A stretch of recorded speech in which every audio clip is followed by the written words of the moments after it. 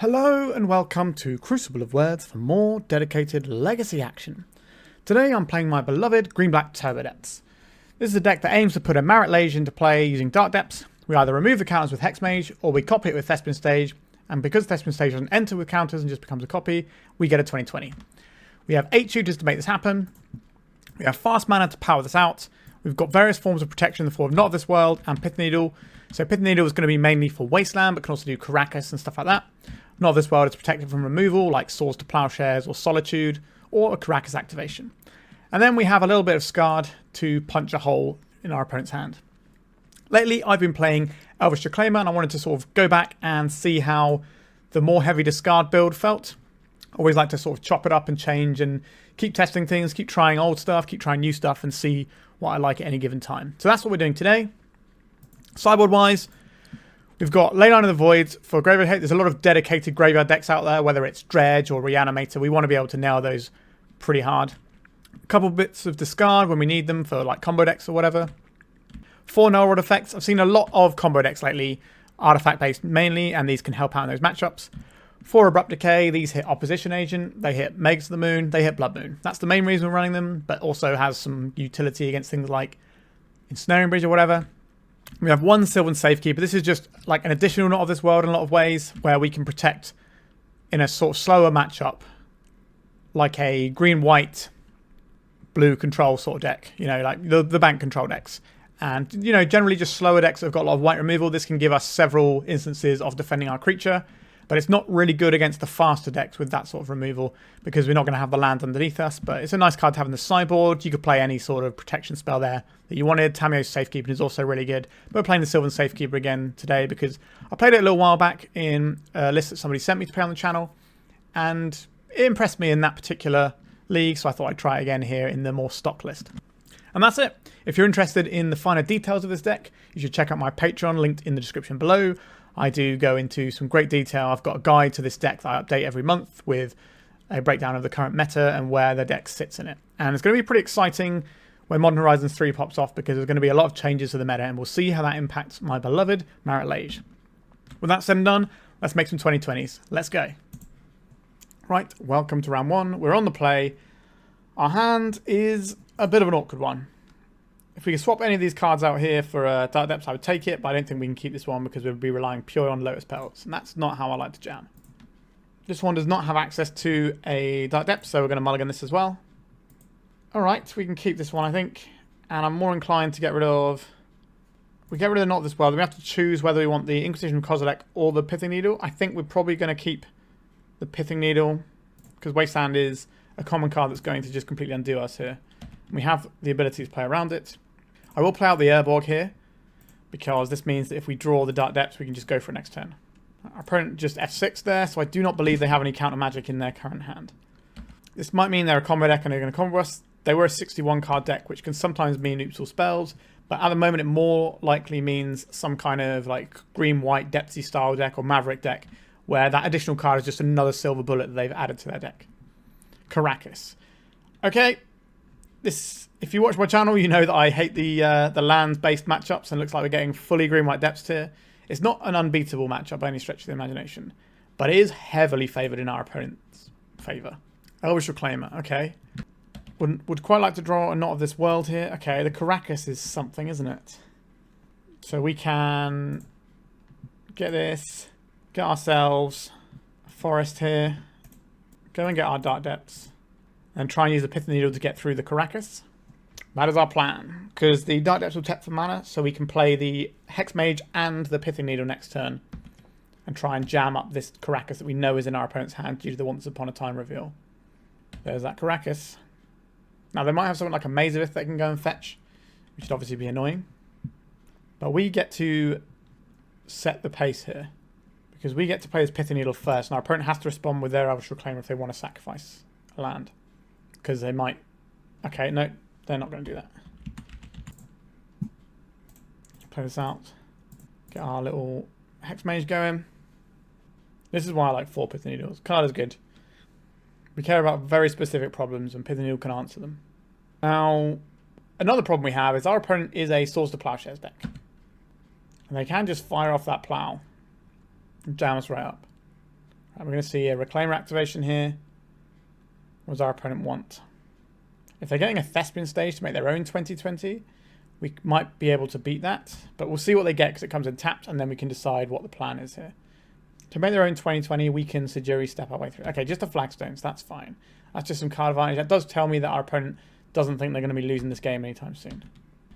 And Mox Diamond. We have a choice about making the 2020 or wait until we at least have crop rotation up. If our opponent plays a Knight of the Reliquary right now, I don't think we have a choice but to go for it and hope they don't have the removal, or they use the removal on our turn. A Green Sun Zenith where X equals 2. What is this going to be? They could have a Morlock, which might force action on the Hexmage. They could have an Outlander Liberator that can blow up our Pithing Needle. Yep, that's all they got. So we're going to need to find an answer to this Caracas. We do have one in hand because this can crop rotate for the Ghost Quarter. We're slowly wiggling our way through this, but it just takes one card for this to all get blown out of the water. Alright, that is exactly what I want to see here. So our opponent going to Outland Liberator end step. They're not. They're going to be able to attack and immediately crash into this Pithing Needle. But we can cover ourselves through 2 pieces of hate for our guy. Are we expecting a prismatic ending is the next question. So we lose this Caracas here. So this Pithing Needle naming Caracas. We could try and kill this Frenzied Trap Breaker. I think we're just going to take the hit and then try and play through their Caracas using our Not of This World. Right, 1 card in hand. I think we can beat 1 card here. So at the end step, we will make our 2020. We've got Swords to Plowshares covered. We've got Caracas covered. Our opponent can't have an additional card here. Elvish Reclaimer only gets lands into play tapped, so we don't have to worry about any of those unless they've got a Glacial Chasm, which is very rare to see in Green-White Depths. You might see it in a lands deck, but certainly not a Green-White Depths in my experience. But you never know, people do innovate. It is a cool land that you can find. So they're going to crack their Caracas now. We will say no to this. There's a new land coming in Modern Horizons 3 that phases a creature out that could be used offensively to buy them a turn, if that was a thing they had access to. Right, we're just going to go attacks here. Alright, let's scooping it up. We found a way through. Whew, we had to get through so much nonsense there, but we did get there. So I think this might be a matchup where we want the Sylvan Safekeeper. I don't think we want the Duress. Now, Duress can take out something like a Plow, but I think we're better off having protection because we might be defending ourselves from all sorts of angles. The Abrupt Decays feel kind of essential as well, but what can we possibly remove here? I don't think we need the Bojuka Bog, but we need all the rest of our lands. We need our fast mana because we need to get in underneath our opponent, which means we're probably looking at having less Abrupt Decays, but trimming on some discard. What does Thoughtseize get that Inquisition doesn't? Solitude is the only thing I can think of. So I think we will just trim an Inquisition. Our life total is not the most pressing thing. 5 pieces of discard. Do want to trim it down? I don't think so, because hitting a discard early to hit like an Elvish Reclaimer might be important. But being able to hit one while it's in play is also important. So we're kind of splitting those effects a little bit. Yeah, this is a tough matchup for sure. I would say it's probably about 80-20 in our opponent's favour. But 20% is still 1 in 5 matches, right? So this hand goes turn 1, Pithing Needle. This hand is just too slow, I think. This gives our opponent a chance to get set up. This requires us to draw one of 16 cards to win the game. But it does have protection in the form of a Pithing Needle. However, if we don't draw one of those cards, our hand does nothing. And we potentially give our opponent a lot of time. So 1 in 16 cards means that we probably need to draw 2 cards. No, so we need to draw maybe 3 cards. I think we can do better. Our deck mulligans very well. Nope. I think we're going to have to go lower. Okay, now this hand does play. So we can keep this. So 3 of these cards have got to go. We can, if we go turn 1, Thoughtseize. We probably don't have enough lands to do all the things we want to do. So we can't Thoughtseize. This has to get us Dark Depths. We need black here. Or we could just go like this, and try and Thespian stage our way through, but that feels a little bit difficult as well. This is tough. I think we get rid of a Thoughtseize, and this is our second black, which is kind of awkward for us, which is a tough call. I think we just have to get rid of the petal. I'm not liking our chances here. We need to draw a black source or a Dark Depths. Elvish Reclaimer. So now our opponent's on the play, they get to set up with a Reclaimer, and they can jam us up pretty hard. We can play out a Yavimaya here, and that gives us... We can sack this into Urborg, play this. So we can make a 20/20 next turn, but is that going to be good enough? I don't believe it is, which is a real problem, because that's all we have going for us. Okay, there's a Wasteland. They're going to Wasteland this, aren't they? I'm going to crop rotate this. Let's get that Dark Depths. No. Would you want the Dark Depths now? I don't think so. I think we want the Urborg now. So we have a turn 2, 20/20. Is that going to be good enough? Our opponent can't Reclaimer for anything right now, so this might be good enough.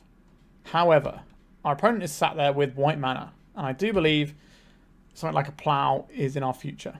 So drawing a Knot of this World would be the best draw for us right now. I don't hate this Abrupt Decay. Do not hate that. I think I will fire this off. Given our opponent sat there with a Savannah, they mulliganed once, and Swords to Plowshares is obviously very good in this matchup. I think we can't just play into a Swords to Plowshares unless we have to.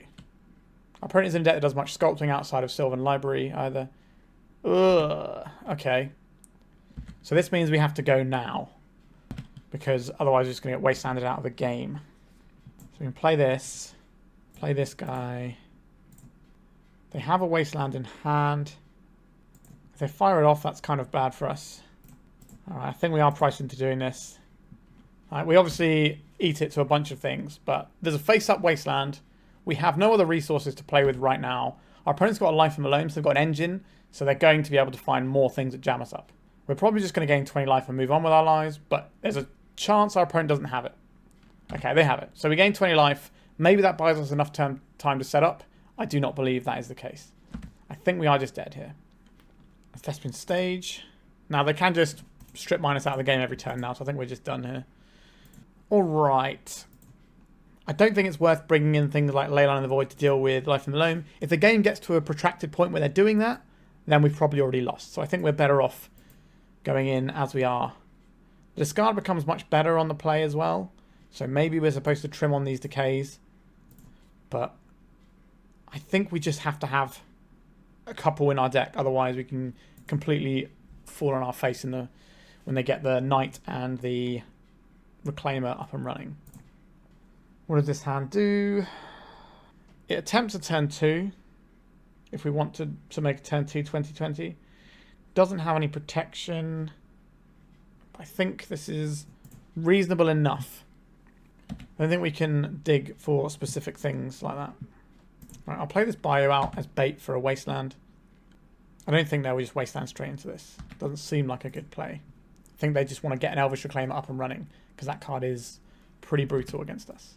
But we can answer it with the Verdant Catacombs. We'd love to find like a piece of fast mana here, so we can still hold up the crop rotation in case they drop a piece of... Okay, another land is also fine. I think this becomes another Bayou. We're just going to answer this while we can. Black, green. Not a fan of Elvish Reclaimer. Well, I am a fan of Elvish Reclaimer, but just not on the other side of the board. There is a Flagstones. Are we going to see any plays here? No. If we can draw one of our combo lands, we might be able to surprise our opponent with a double crop rotation. So I think I will play this out, see if we can get our opponent to tap out. If they don't, we need to play a slower game and use his crop rotations as protection anyway. But it just gives our opponent the chance to mess this one up. I don't think we're going faster anyway right now. Okay, there's a plane. So if they tap out for something like a Knight here, alright, they're not up for it. So now we get to play Vampire Hexmage holding up a crop rotation. An Urborg. That's a very good draw for us there. Allows us to hold up 2 crop rotations. So we have a Sejiri Steppe and a Ghost Quarter available to us. Those are the most likely lands we're going to be wanting to fetch. Our opponent might be thinking about a crop rotation here to get a Wasteland and hit our Dark Depths before this comes into play. If that's the case, then we can crop rotate our Dark Depths into another Dark Depths. Right, we're just in here. We can also just turn our guys sideways a bit and force our opponent to eventually commit some mana to something. We only have one Swords to Plowshares beat because we only have one Sejiri Steppe in our deck. And Urza's Saga, that allows our opponent to find some annoying things for us to deal with. Our opponent's got 6 cards in hand. Do I believe they have 2 pieces of interaction here? I think they do. So I don't think we have to attack. We have to make the 20/20. I think we can try and draw a piece of hand disruption, or this Ghost Quarter is not the best. We can fire it off and take out this Urza's Saga. I can play out this Ghost Quarter. Go to attacks. They could have something like an Endurance here, which would force us into cracking immediately. But they don't have a second green, so that seems unlikely. We haven't played a Yavimaya. I think we're okay to attack here. Like, I don't think they crop rotate into like a Yavimaya to cast a... What's it called? An Endurance. What fresh hell is this going to be for our opponent? A crop rotation. Let's see what they find here. Getting a Savannah, and now they're going to get... So that's the Savannah off of the Flagstones. A Thespian's Stage. We can beat the Thespian Stage. We've got the Ghost Quarter, so we can set the agenda here. Don't want to copy it at end step, we can just Ghost Quarter it away. We can go and find a Boseiju. That does cost us one of our green pips. 5 cards in our opponent's hand. Then we force some action with this Ghost Quarter at end step and then see what occurs. Just going to copy a basic. Is it going to copy our Dark Depths? They could force action by copying our Dark Depths. Another crop rotation. Intriguing. Is this going to find a wasteland? Uncertain. We'll see what they're going for here. There is a wasteland. I will float a black here and let this go away. So now this Thespian Stage might become a copy of something else. It can become a Plains if they want it to survive. Actually, no, that doesn't work. This is a Ghost Quarter, not a wasteland. What we're talking about. This doesn't... They're just floating mana off of this. And they go and get another piece of mana. Allows them to make a token here. Alright. I think we are firing off a crop rotation here. Getting ourselves... Alright, we got the match. They only had that as interaction. I thought they had a plow. They clearly didn't have a plow. But we managed to work our way through. We picked the best spot we could and went for it, and we kind of got there. Yeah, if we held out for any longer, it wasn't really going to get better. This Urza's Saga was going to give them access to Expedition Map and stuff, so... Yeah, I felt alright. We had the ability to beat a couple of things there. And we did. So, 1-0 to us against a difficult matchup, so not a bad way to start the league. Let's go to round 2.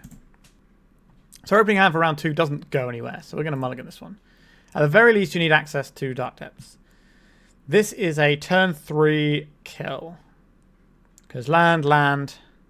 I guess we have to crop rotate in their end step and then crop rotate on our turn. This is fine.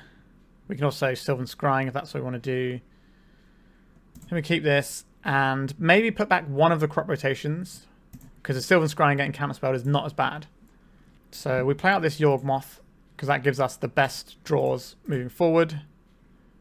Let's play this. Try and name Wasteland. And then next turn, if we draw a Hexmage, we can go.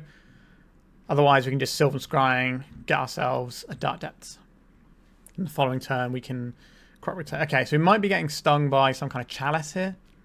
This is going to force us to try and draw... Oh, a Summon Spirit Guide. A Trinisphere. Okay, that's bad in a different way for us. A Verdant Catacombs, I don't really care about that one. We don't get to cast this spell. I guess we just play this and pass. The old Trinisphere. A Plateau. We could be looking at like Red-White Initiative with Trinisphere, or we could be looking at a complete brew. I just don't know yet.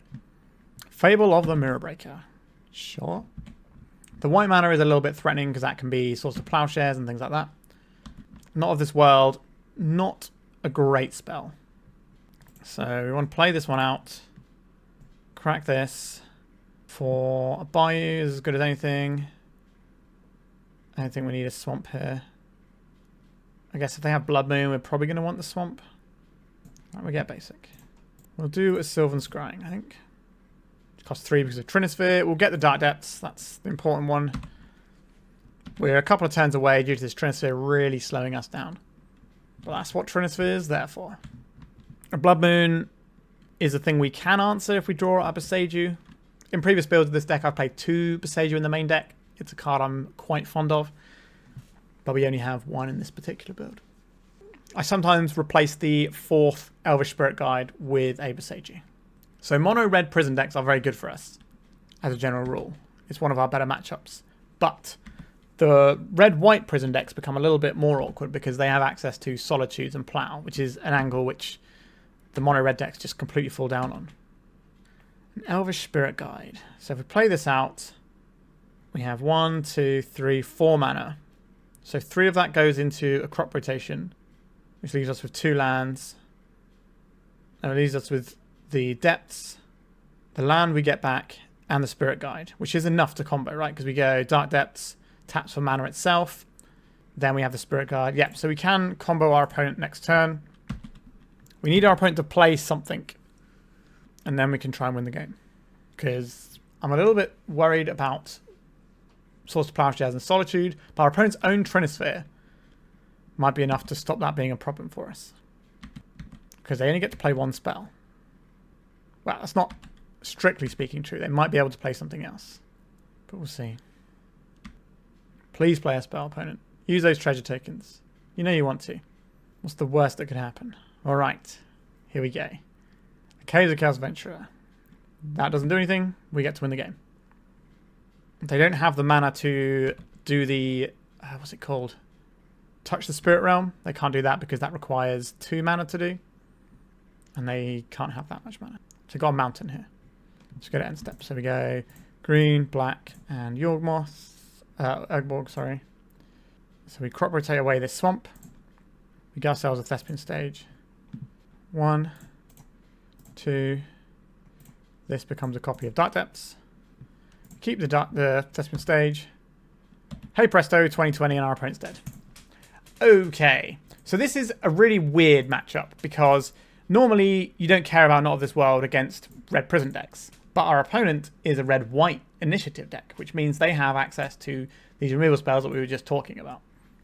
The Pithing Needles don't seem like the place I want to be here, so I will grab these Abrupt Decays and I will chuck in a Sylvan Safekeeper to protect us from white removal a little bit more. I think I like the way this looks. Just thinking more if there's any changes I want to make.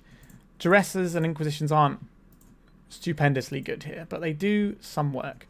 Pithing Needle can name Touch the Spirit Realm. It can also name Broadside Bombardiers and the backside of Reflection of Kiki-Jiki.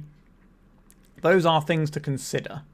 But I don't know if I want a Pithing Needle in our list right now.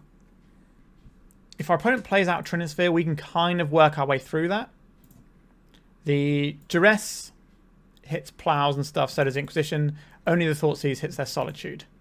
So the Thoughtseize is by far the best disruption hand-wise that we have access to. There is an argument for bringing in like Null Rods to try and shut down their fast mana, but I don't think that's where I need to be here.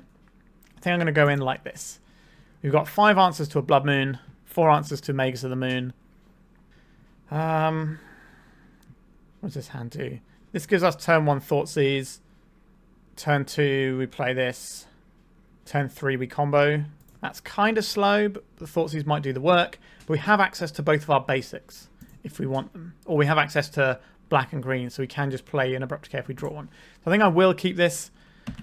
It's not spectacular, but I think it's okay enough. On the play, it looks a lot better. Okay, so we're going to see a Seasoned Dungeoneer. So our opponent's just going to try and race us here, which might do enough. So this is deals what? 5 damage, then it deals 10 damage, then it deals 5 damage. So we're going to have to get through this one somehow. An Abrupt Decay, that's the sort of thing I'm looking for. I think we Thoughtseize to make sure that there's nothing that's going to ruin our plans. Touch the Spirit Realm is a bit of a rude one, so I'm going to get rid of that one. Solitude requires other resources to work. But they're all in on threat plus removal spell here. We will play out our Lotus Petal because our opponent is a Trinisphere deck. So we don't really want this to find anything. A Trinisphere. Is that the sort of thing you want, opponent? I don't think it is. That seems like a bad one. Doesn't tell us where they put that Trinisphere, which is interesting to me. So this being 6 is kind of annoying. Because if you've noticed our life total, it's not the number that we would have wanted. Okay, so we play this out. We play this out to get out underneath the Trinisphere. So next turn this hits us for 6 and then we die. So I think our opponent has us here. Our Abrupt Decay can't interact with our opponent's Sylvan Engineer. We needed them to... Actually, no, we got the 5 of this, haven't we? Yeah. So then we take 6 this turn, possibly 7. We might just be dead. And we don't have a way of getting through with our Dark Depths before this. A Cavern of Souls. Alright. Might see if we can force our opponent to pitch a Solitude at us. Yeah, this is a game where we can win on the play, but I don't think we can win on the draw with this setup. So that doesn't do anything against us. It's just this little guy, and we can't answer it. But maybe our opponent makes a mistake and Solitudes us. Maybe they get scared and do something weird. It's up to our opponent to lose this game. I don't believe they're going to. I think they're just going to absolutely smash us to pieces. And even if they do Solitude this, they're just going to kill us in like 2 turns anyway. So we need some kind of mistake here. If they attack with this, we're just... Well, we're not necessarily done. We get to see more cards from our opponent's deck. That's important. So we get to see this Chalice. That's not really going to matter here. So let's make this and see if our opponent interacts with us. Can buy ourselves a little bit more time, which might let us see some more cards from our opponent's deck. Or they're just going to carry on and kill us. Because this has protection from creatures, so we can't block it. Right, our opponent didn't fall for it. We'll concede. Do you want to do anything differently here? I don't think so. We see more Touch of the Spirit Realm. Does that make me want these more? Like, Not of This World covers it, but it's obviously bad through a Trinisphere. Our opponent's shown us they're bringing in the plows, though. Not the plows, the chalices, but that might just be on the play. That is a tricky one. Maybe we'll trim one of these for one of these and go back in. Being on the play is a big deal here. We could arguably go in for like more Duresses just because we're on the play, but I don't think that's the best idea. This hand doesn't actually get us where we need to go. This hand is kind of slow. We do have access to both of our basics, but it's going to be a little bit slow to get online. I think we can do better. Okay. This looks better to me. I think we keep this. What do we get to keep here is the question. So we're obviously keeping these 2 lands. So we need to find a 3rd mana source. Or a 3rd land so we can crop rotate it away. So we're obviously getting rid of a crop rotation. I think that means we're getting rid of a Scrying. And then if we find a green source, we can drop the Sylvan Safekeeper and do some work with it. I'm not feeling special about this one. What is the play here? Is it just the Urborg? I think this gives us some draws that we can try and win the game with next turn. Like a Hexmage. Definitely an argument for going to 5, but we only need 1 land. It's the most abundant thing in our deck. This being the Thespian stage rather than Dark Depths is actually kind of annoying. Because you can float mana off your Dark Depths and then get rid of your Urborg. And get the stage off of the sacrifice in the Urborg. Okay, so we've got the Dark Depths. Intriguing. We can play the Thespian stage out. Next turn, we play the Dark Depths. Use the Elvish Spirit Guide to get ourselves a Sylvan Safekeeper. I think that's better than having the crop rotation. That gives us 1 free on-board protection. Whereas the crop rotation might not work through something like a Trinisphere, although if they have a Trinisphere, we're probably fine anyway. We can also hold up crop rotation right now in case something really bad happens. Our opponent's just doing nothing. That's also interesting. A Sylvan Scrying. Let's cast this guy using this. Let's go to our opponent's turn. We have 1 layer of protection right now. Because we lose both of these lands to make the 2020, so we only have 1 land left. A Chrome Mox from our opponent. I'm not expecting wasteland out of our opponents. If they just slam that into us, that could be a real problem. 4th Eolingus underneath it. So that's 2 white sources our opponent has access to. Okay, this could be 3 white sources our opponent has access to. Seasoned Engineer underneath it. So this is hardcast Solitude mana. Do they have Solitude plus Solitude white card? Alright, nope. Sylvan Safekeeper did some work there.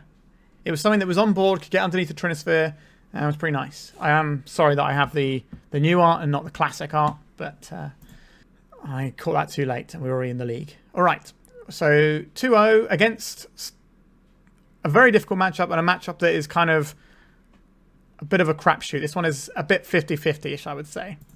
So maybe we can get some good matchups and keep this league going. Let's go to round 3. This is the turn 1 2020. So I guess we're going to keep that. See what our opponent is up to over there.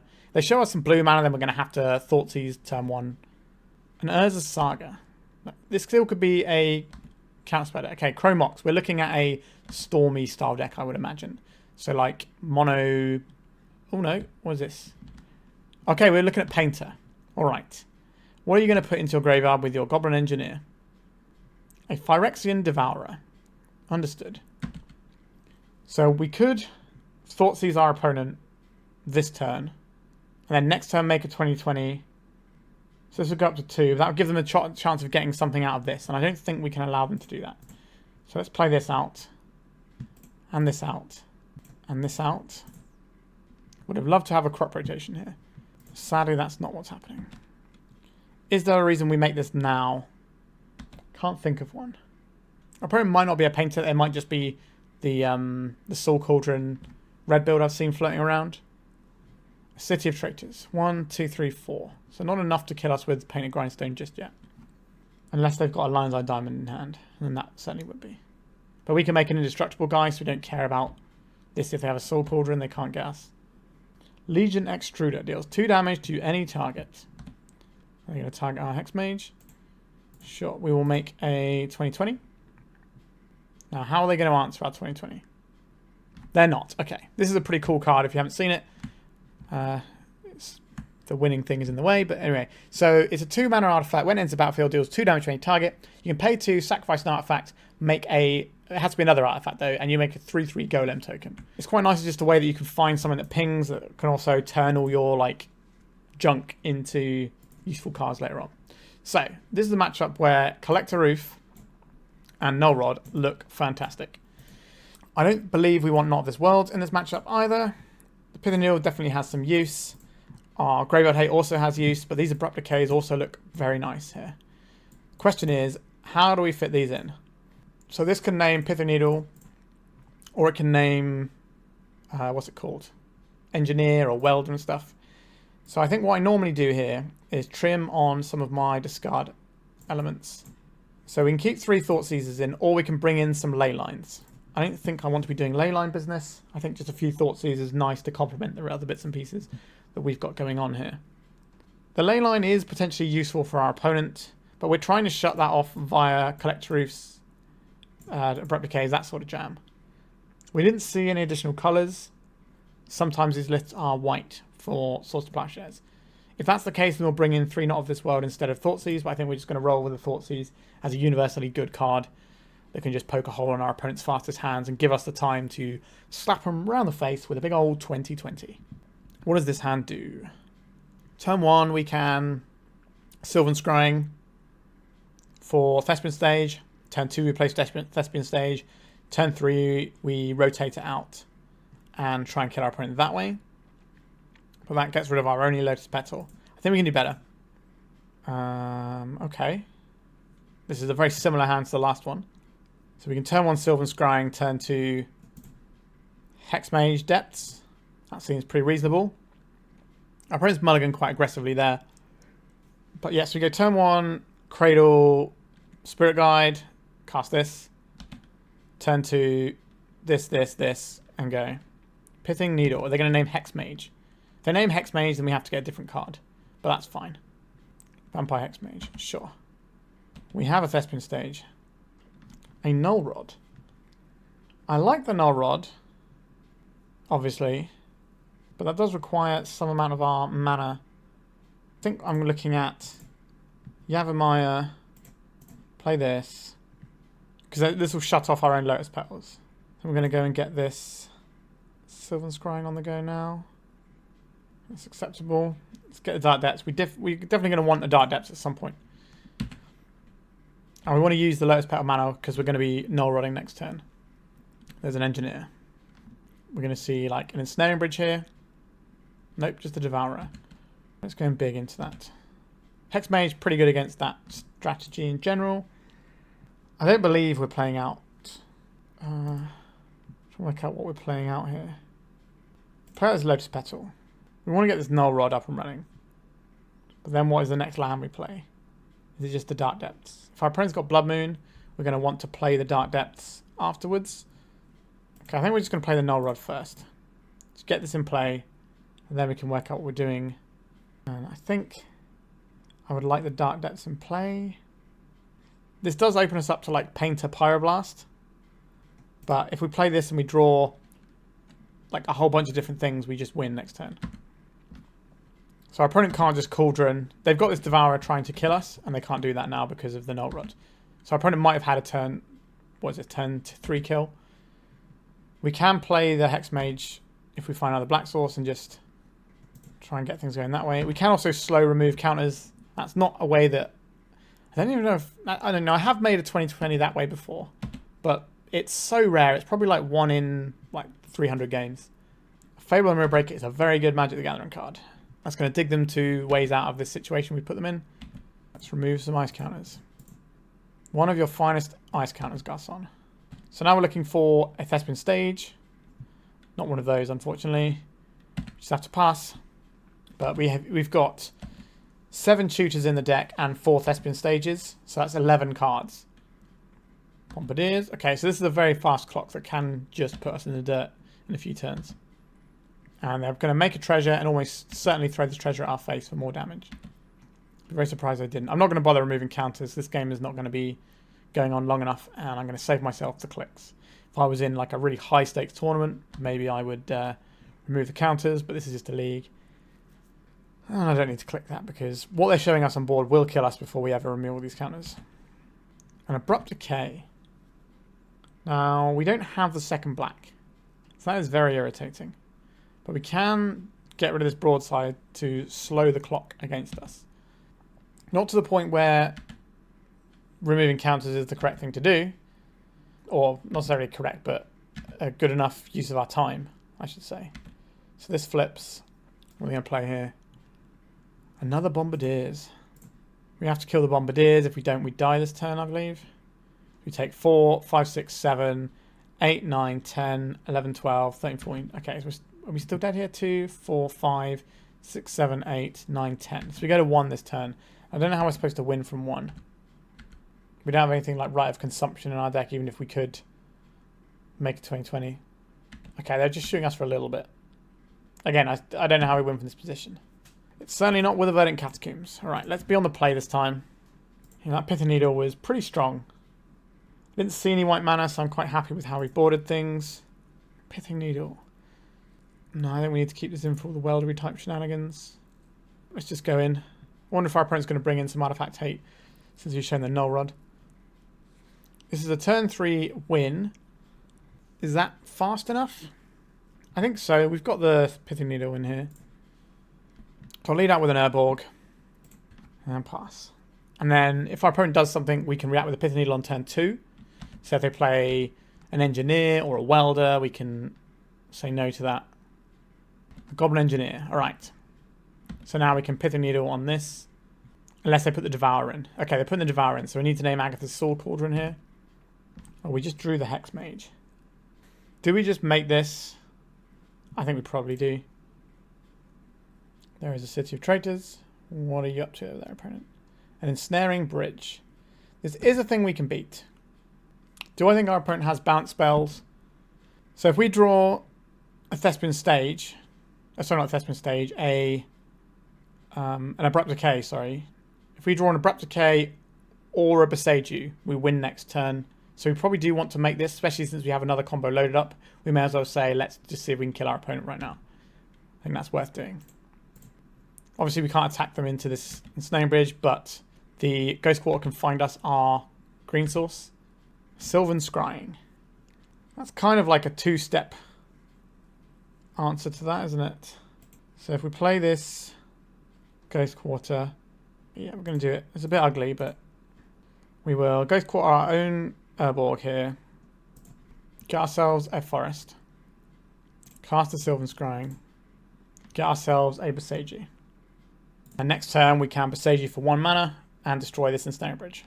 If this doesn't work out, we do have the combo loaded in our hand for later. Agatha's Soul Cauldron. That doesn't win on its own. We have an indestructible creature, so...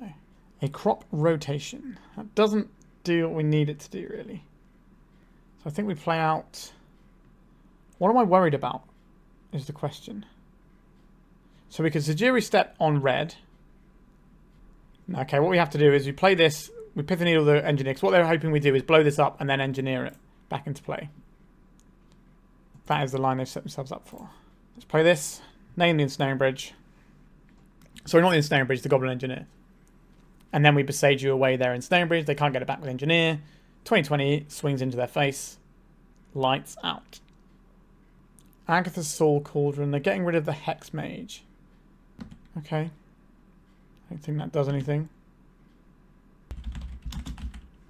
So even if they get some cool stuff on it, they won't be able to activate it because it's going to be named here. So then we can blow this up. Only costs 1 because Marit Lage is legendary. They do get a basic. Is that relevant? I don't know. No, it's not. Alright, so we are cooking 3-0. I don't think our opponent is a painted deck. I think they are just a full-on Agatha's Soul Cauldron build, which is kind of nice. It's an interesting list. Okay, we're 3-0. We're cruising. Let's go to round 4. On the play for round 4, not a bad place to be. This is a turn 2 2020 with backup and hand disruption. Alright, we'll take those. We will take those.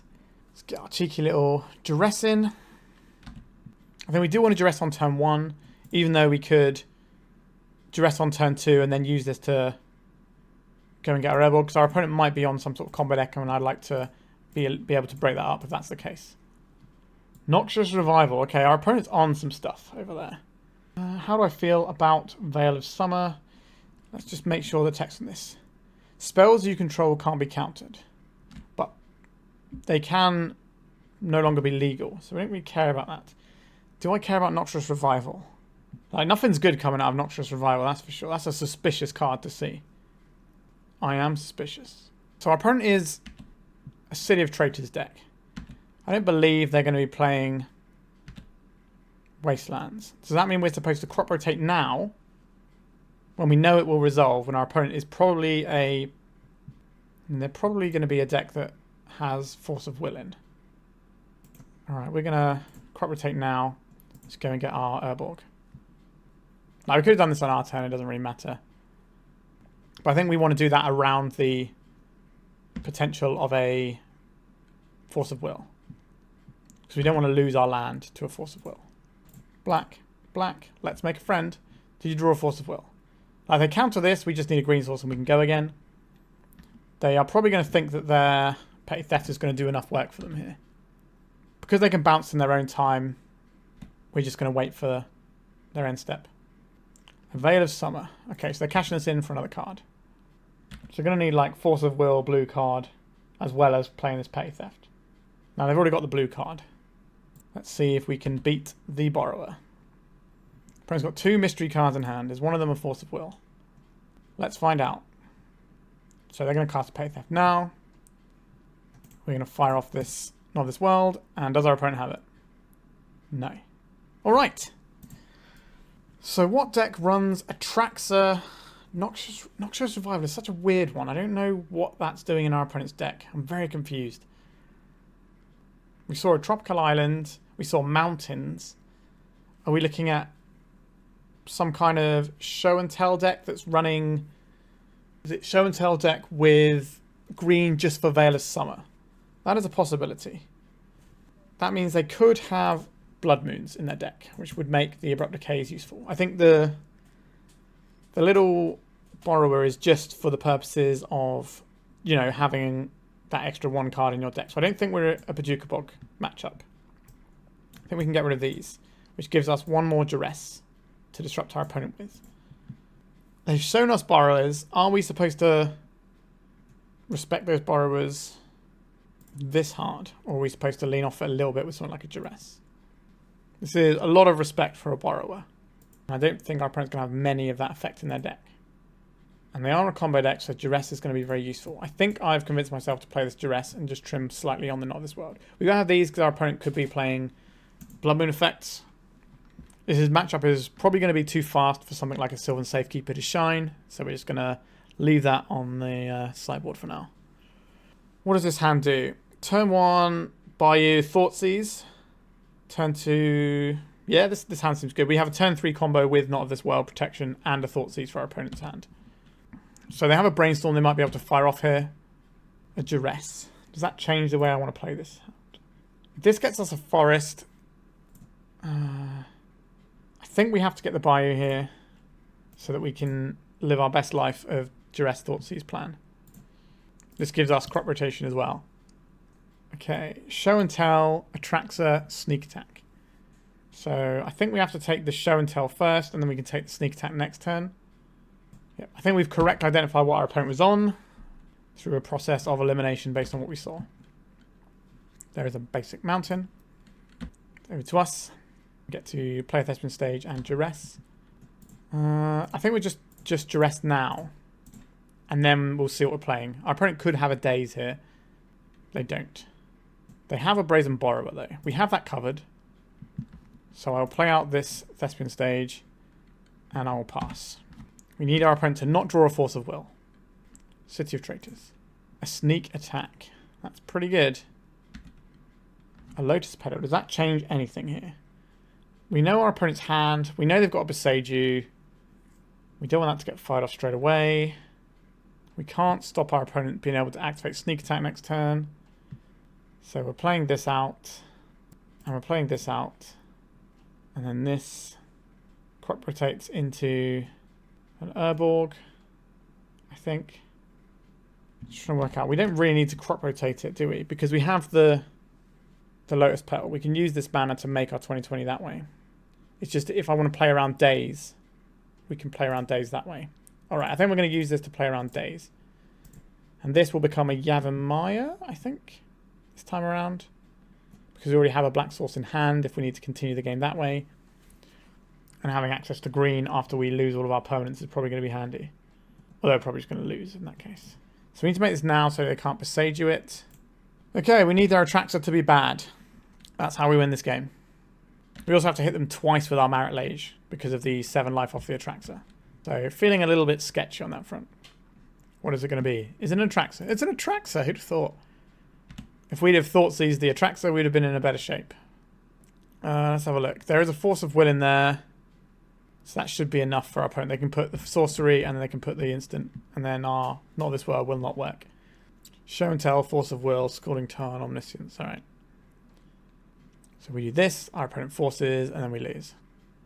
I don't believe our opponent is going to make a mistake here. A Show and Tell. They're going to put the Omniscience in and then we're just cooked. Yeah. I don't think we're beating that. Especially since we got to get through 2 turns of attacking. We could have Pithing Needles just for sneak attack. That seems a lot though. I think the discard is probably going to be better most of the time because we're picking up multiple things. Do I want a Pithing Needle over a Not of This World? We've seen the Borrower twice. Does that mean they've got more than one, or is that just a bit of a fluke that they happen to have it there? Difficult to say. I do still think we want the answers to Blood Moon. We could trim 1 for a Pithing Needle. Since we're on the play, we're less likely to need that. Alright, we'll try like this. And get killed by Blood Moon when we draw our Pithing Needle or something. So what does hand do? Turn 1, we Thoughtseize our opponent. Turn 2, we get Dark Depth. Turn 3, we make it. Sure, that seems fine. So we could get a Swamp here. But that would mean that we have to use our Spirit Guide next turn. I think we're going to get the Bayou and just assume we can play around a Blood Moon by Thoughtseizing out of their hand if that's what they're relying on. Okay, no Blood Moon over there. What are we looking at? Show and Tell, Sneak Attack, the One Ring is pretty solid as well. The One Ring might be the scariest card here, which is pretty terrifying for us. Because that means leaving them with Show and Tell and Sneak Attack. But I think the One Ring is the card we've got to take there. It finds our other pieces. There's a Lotus Petal. They're playing it out because we played a discard and they don't want it to lose it. So things can go badly for us next turn. They can crack this to Veil of Summer. I don't really want that to happen. So I think we play out the Thespian stage. We cast the Sylvan Scrying. We get ourselves the Dark Depths. Next turn, we can make this with fast mana and maybe surprise our opponent. And it'll be uncounterable as well. Ancient Tombs. We know one of the cards our opponent's drawn. They're going to put Sneak Attack into play. They're just going to show and tell, are they? What am I putting in here? Put in the Hexmage. Or we could put in the Depths. I think it's the Hexmage. There's a Sneak Attack. Oh, did they actually draw the monster here? It's the Emrakul as well. Our opponent is drawing decidedly hot over there. Yeah, that's very unfortunate, obviously. Okay, we'll play the Sejiri Steppe. Get the tap land out of the way.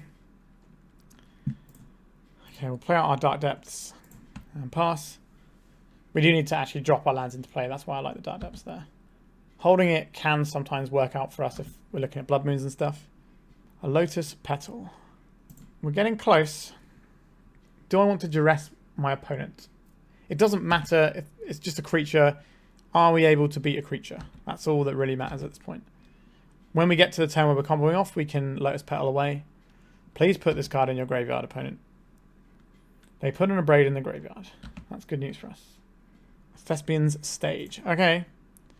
So we can go off, and we have a Duress. But we know our opponent's got... Okay, they can't actually cast their Verdant Catacombs, can they? Right, let's Duress our opponent here. With black mana. Brainstorm, Show and Tell. Okay, so we take the Brainstorm so they're less likely to hit a creature here. This leaves them with 3 cards. That's City, Show and Tell. We need our opponent to not just naturally rip a guy this turn as well. Any cantrip is good here, though. Oh, really? What guy is it? It's the Emrakul as well, so that's the one we can't even block here. Yikes. There's no window where we can do this. Yeah, our opponent just drew ridiculously hot twice there. Yikes. Yeah. So the first time we took out both of their enablers and then they immediately drew another one. And if they'd have waited one turn, we would have been fine. This time they drew an Emrakul the turn they needed to. And it was obviously great for them. And then again, that set us all back to square one. Then we built up our resources. Then we just needed them to brick for one more turn. And they didn't. Yeah.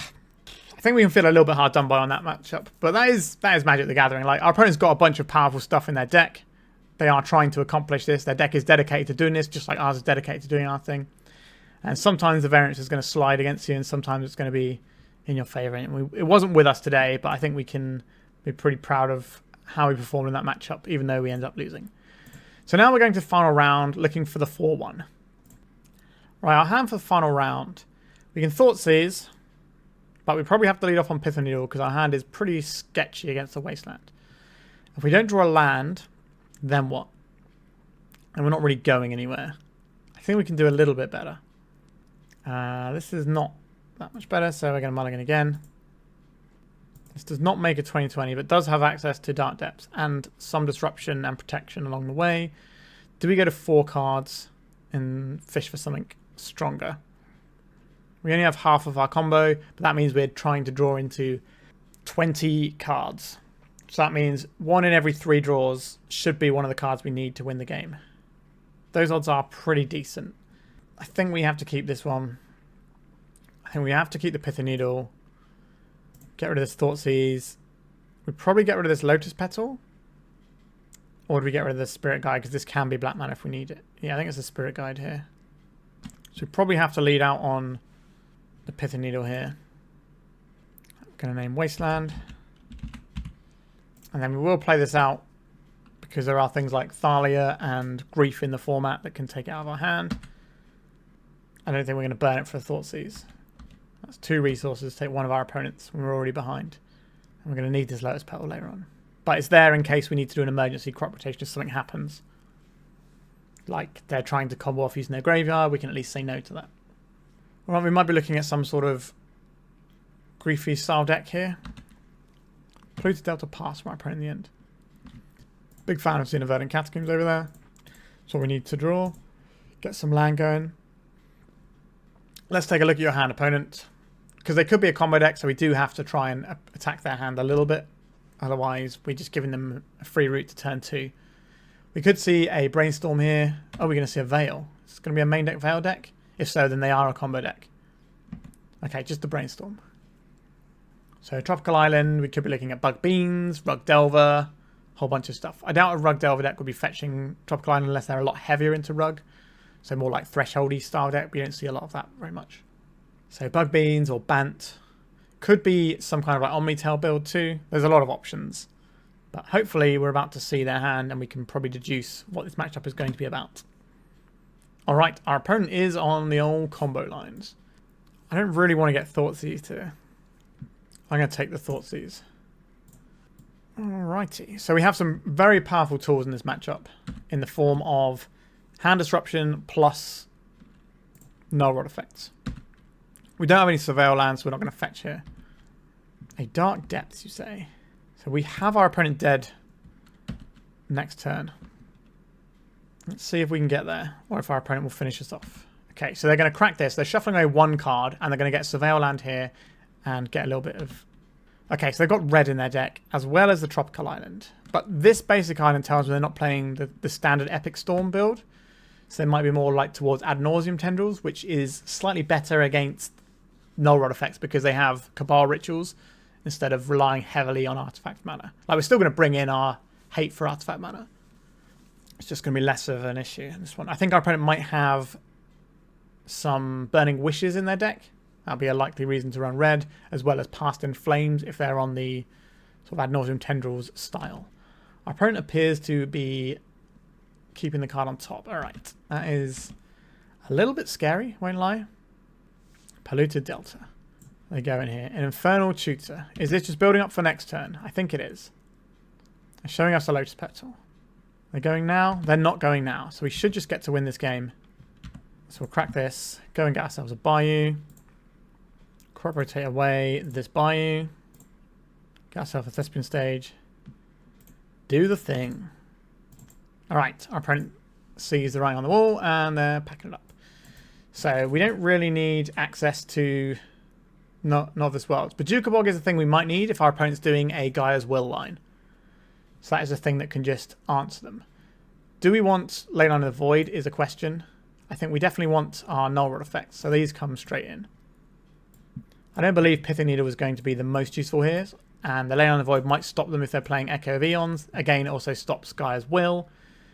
We have these two Duresses we want as well, actually. So let's try and get those in there. So a bunch of Duresses. A couple of Leylines. I don't know how good the Leylines are going to be, so I'm just going to stick with two of them for now. And then we can sort of reassess the situation depending on how this game goes. I don't believe our opponent is going to be bringing in Disruption for our Marit Lage. That's not the right thing to do in this matchup, in my opinion. And I'm going to play as if my opponent is good at the game. Because as far as I'm... like, a lot of the people who do play Storm are very good at the game. So I'm going to assume that's the case. And not assume they're going to be boarding in like Chain of Vapors for our guy. Because I don't think that's the correct thing to do. So if we try and interact with our opponent here, it might not do very much. Because they're holding up Brainstorm or Veil. But if we play this Thespian stage and one Lotus Petal, this gives us access next to a crop rotation if we need an emergency one, or next turn we can play the Dark Depths and the Lotus Petal. If we play the Lotus Petal, the second Lotus Petal now, then our opponent can't take our combo for next turn. Now, the problem here is, if our opponent does just have the combo, we need to interact with it. But that requires slowing ourselves down. I think the correct play is to just try and turn 2 our opponent. Or, well, turn 3 is when we heal them, which might be too slow. But if we draw some more fast mana, we can at least prod our opponent's hand. Yeah, so we either let our opponent draw a card with like a Veil of Summer there, or we let them surveil. And I think surveilling is probably better for us. There is a Verdant Catacombs. It's being cracked. Tropical Island. A Ponder. Usually you're not casting Ponder on the turn you're going, you're setting up for the next turn. They've shuffled their library, so they're clearly looking for another piece to go. That is an excellent draw. An absolutely outstanding draw. So we will get to duress our opponent here. Cabal Ritual, Dark Ritual, Infernal Tutor. We're going to take the Tutor, because that's the thing that goes somewhere. We'll play out this Lotus Petal, and then we'll play out this Dark Depths. And then we have the win next turn if our opponent doesn't draw a piece they're looking for. A Brainstorm is a pretty excellent draw. What are they putting back? Probably a Cabal Ritual and a land here. So they'll be working with these 3 permanents and... Okay, so they've got a blue dots there. They might have another cantrip effect here. So they might generate some mana and then start cantripping to hope to find something. Since we are representing lethal. So they're going to need to find something this turn. Yeah, so here's the second cantrip. They've got a decent chunk of mana. They've got a bunch of cards in their graveyard. Alright, they didn't find it. And we finished with a very respectable 4-1. We managed to work our way through a very bad matchup to start the league. Let's just go to the matchup screen and have a look. So yeah, so we worked our way through a very difficult matchup in game 1. And we got there. And then we played against the red-white initiative deck, I think it was, which ended up being able to sort of wriggle through. We got boxed by the turn 1 Seasoned Dungeoneer on the play. But we managed to win next bit along. Then we beat the Agatha's Soul Cauldron sort of engineer deck. That is a matchup that I would expect to win most of the time. So we beat like an 80-20 bad matchup. Then we won a 50-50 matchup. And then I think this matchup is pretty close to the sort of 80-20 again. It really is very favourable. So we managed to win that one, which is nice. Then we played against the Sneak and Show matchup, which is kind of... I think it's slightly favoured for us. It's not exceptional, but I think like they're doing a powerful thing that can get us. But like you saw, they needed to have some very specific draws because we picked them apart nicely with some hand disruption and we just didn't quite get there, which was unfortunate. Maybe we should have gone a bit higher on the Pithing Needles and try and stop the sneak attacks. But the problem is sometimes you board in these Pithing Needles and they just show and tell you, right? And we can't remove too much of our combo. We need to keep our pieces in to win the game because we need to win in a relatively timely fashion. So it is better, in my opinion, just have the discard as your main interaction. Because what that does is it can hit their interaction spells with you sometimes, like their Blood Moons or whatever. It can also hit the things they're trying to use to put their creatures in. So I usually find that discard is the best way to approach that one. You could try it by boarding in more Pithing Needles if you wanted to. Maybe instead of some of the Not of This World, but then we're just completely stone cold to the Brazen Borrower.